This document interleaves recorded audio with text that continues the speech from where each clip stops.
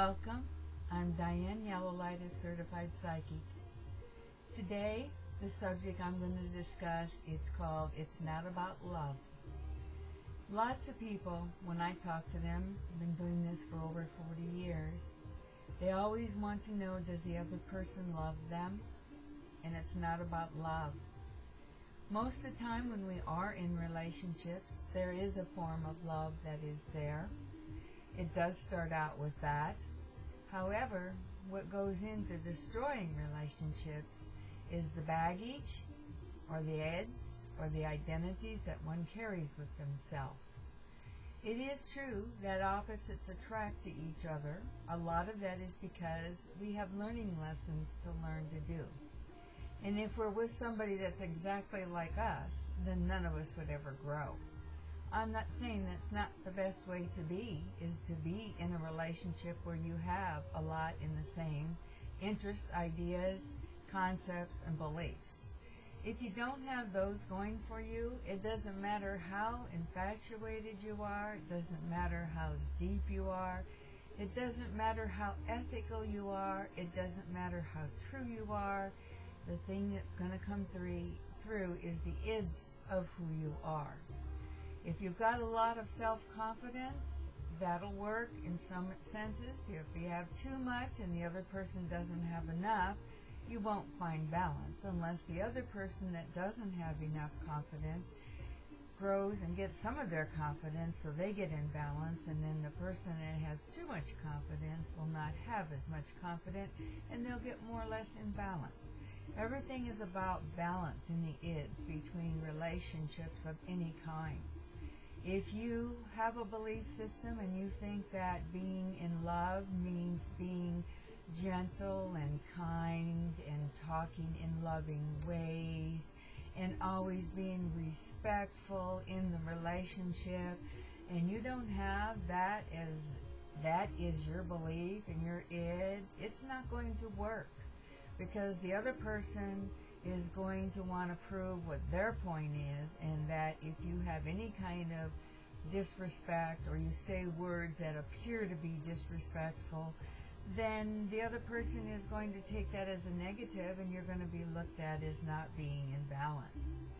So we are put together so we can grow, and we also need to come to terms to knowing that maybe sometimes we don't need to get together with people just to grow. Maybe we need to be together with people that are of our own kind, so that there can be peace and harmony. If you're not a growing spirit or a growing soul and you don't intend to change anything about your psyche, and you keep hanging on to the fact that I'm going to stay this way no matter what the consequences are, then you do yourself a favor to pick somebody that really doesn't care. And maybe that somebody doesn't want to be in a relationship of any intensity, because when you have a real stout attitude and you're not flexible or bendable, you're not going to meet somebody else that you're going to be able to be flexible with. You may meet somebody that goes along with your terms, and you'll be happy with it for a period of time, but then you're going to disrespect them because they don't speak up for themselves.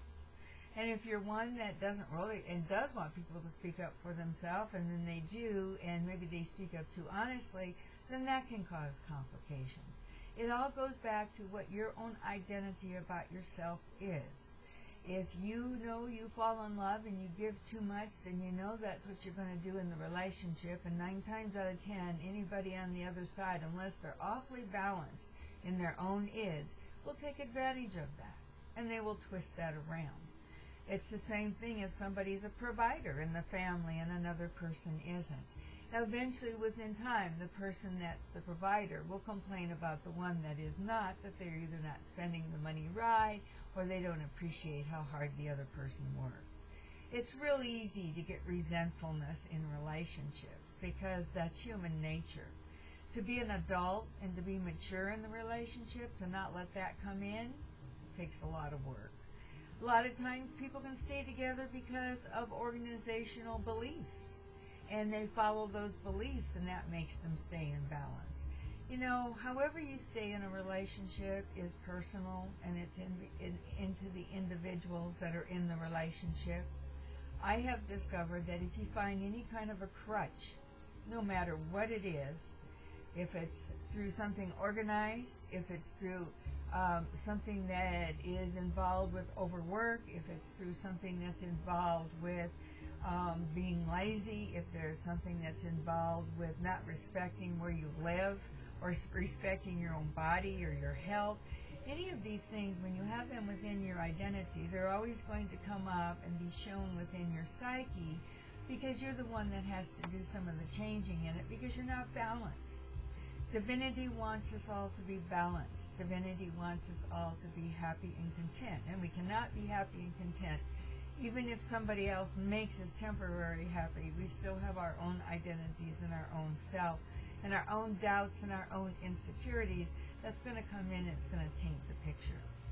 So don't get discouraged, because love is important. However, make sure that it's not if the other person loves you or not.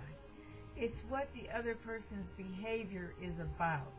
Everybody wants to be accepted for who they are, but yet nobody is accepting anybody for who they are. There's always angers, terms, and conditions. So I think we all need to take a look at what it really means to have unconditional love. And until we know what unconditional love is, we're not going to be very good at love, because the love we have just shows us people that we can find out about ourselves, and also how we can enhance other people as well. We're to enhance ourselves first and learn and grow within ourselves and be responsible and respond to the things that are destructive in the relationship. And then we can share with other people and communicate with them, this is where I'm at. If the other person's not able to tolerate it, then that's just the way it is, and you got to make decisions. Are you going to stay together? Are you not? Whatever you're going to do, if you're going to sit there and deface each other, then if that's a lesson you need in order to survive, then I guess that's how it'll be. However, that's not how the intention of the higher purpose is. We are to come back to co-creating with self, co-creating with others, living independently, living interdependently with others, and sharing and growing. I know each and every one of you can go above and beyond your circumstances, and your homework is clean out the things in your psyche that are not working for you. If they've not worked for you at work, if they've not worked for you in your relationships, if they've not worked with your kids or your friends, then there's got to be something that you're doing in your own psyche that's destroying the love that could be there for you. Take care of your own homework, and then you'll have a better chance of drawing toward you someone that will be in the same vibrational value that you're at. And I wish each and every you the best, and don't run away from something just because it's complicated, but do be real about it and realize that it's not about if the other person loves you. It's about how the other person has learned to love you and learned to love self, and also how you have taught that person to love you. Everybody teaches others how to treat them. That's what's so silly about life, is that everybody thinks somebody else makes somebody else do something, and it's not, because we're the ones that tell on ourselves 100% all the time. This is what's happened to me in the past, and we already know what we can do to that person in their past. And we're human beings, and when we feel flawed and icky within ourselves, then we're going to strike out at those that are around us, and it usually is those people that we love the most, because that's how humanity and humanness is at this time frame. So take a look at yourself, rearrange what needs to be rearranged, be honest, open those doors, grow. It takes time to change. Communicate this with other people. You don't need to repeat yourself over and over again. If people choose to listen, they will. If they choose to retain, they will. If they choose not, they won't. And you know, you can explain something one time, maybe the second time, but when you get to the third time, it gets to be pretty old. And if you continue to do it, you'll get resentment. The best thing to do is just look at the person and say, I know you know, and let them figure it out. And women, you constantly are giving way too much in relationships, and you expect things back. You're not going to get anything back from anybody. just give it out. And men, you know what? Women are tired of babysitting and bantering with you. It's not just the women's fault. It's just not the men's fault. It's everybody's fault. And when we keep blaming, we'll never grow. So go beyond your circumstances. Find peace in your life. Be the match that you want to be to somebody else. Don't go looking for love to fix you.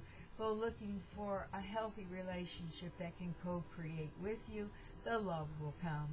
It always does. Infatuation is one thing. It will not be the rest of your life. Love coming from honesty and caring and sincerity. And love comes when somebody can be who they are. And a lot of times those behaviors go away when people are accepted. It's just the way it goes. Good luck, and I'm going to be talking on other things about relationships, the future, where we're going, and so forth. So go above and beyond your circumstances today.